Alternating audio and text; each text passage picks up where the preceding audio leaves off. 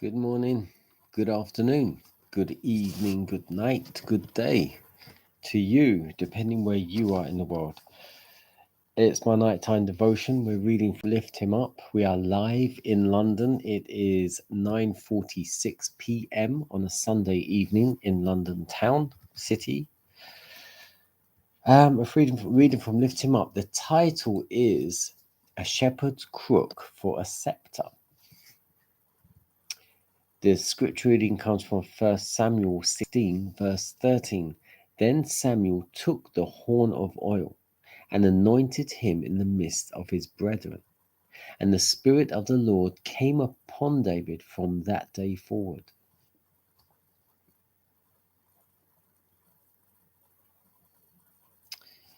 As the sons of Jesse passed before Samuel, he would have selected Eliab, who was of high stature, dignified appearance, but the angel of God stood by him to guide him in the important decision and instructed him that he should not judge from appearance. Eliab did not fear the Lord. His heart was not right with God. He would make a proud, exacting ruler. None were found among the sons of Jesse, but David, the youngest, whose humble occupation was that of tending sheep.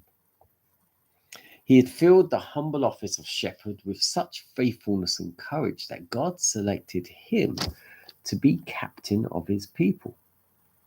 In course of time, he was to change his shepherd's crook for the sceptre. God selected David, a humble shepherd, to rule his people.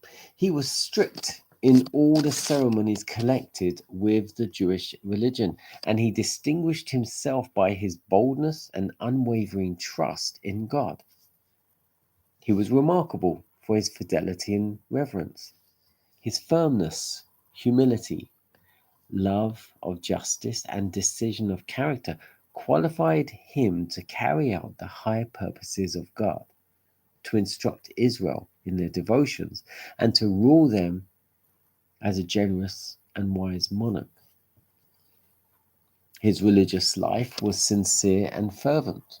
It was while David was thus true to God and possessing these exalted traits of character that God calls him a man after his own heart. The great honor conferred upon David did not serve to elate him. Notwithstanding the high position which he was to occupy, he quietly continued his employment, content to await the development of the Lord's plan in his own time and way. As humble and modest as before his anointing, the shepherd boy returned to the hills, watched and guarded his flocks as tenderly as ever. David, in the beauty and vigor of his young manhood, was preparing to take a high position with the noblest of the earth. His talents as precious gifts from God were employed to extol the glory of the precious, of the divine giver.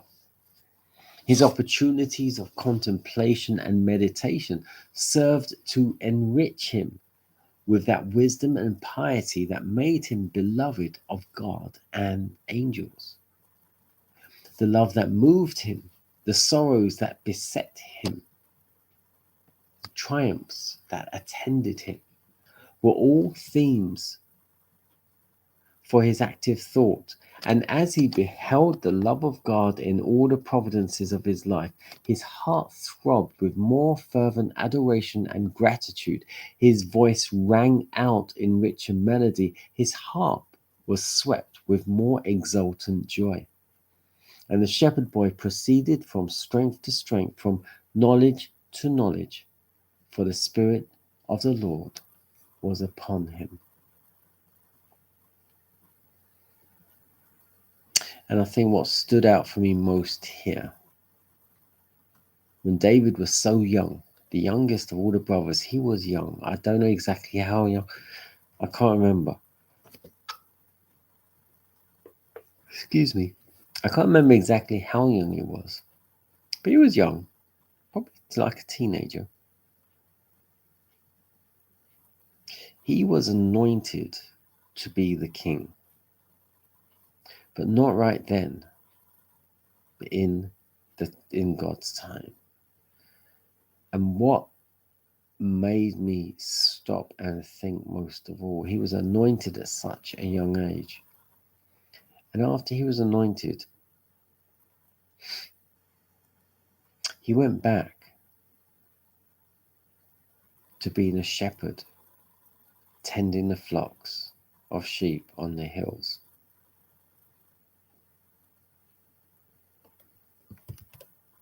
That is what you call being meek and humble.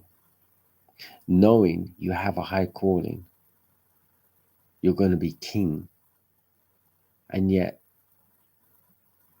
you go back to doing what you were doing because you're like, but that's not now. I need to wait for my time. And I will say, me personally, I need to wait for my time.